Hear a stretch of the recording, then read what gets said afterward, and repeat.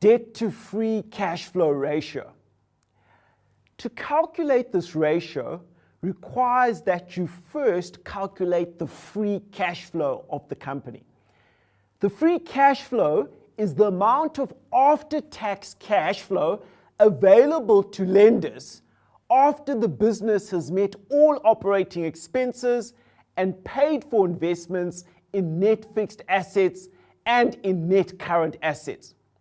So there's several ways in which to calculate the free cash flow, but the method we use is as follows. We take the earnings before interest, taxation, depreciation, and amortization, plus or minus cash taxes, plus or minus net change in working capital, plus or minus the net change in internally funded fixed CapEx or fixed asset expenditure. You have to be very, very careful though that when we've got funded capital expenditure, we shouldn't include it in this calculation, as would unnecessarily penalize the client by double counting.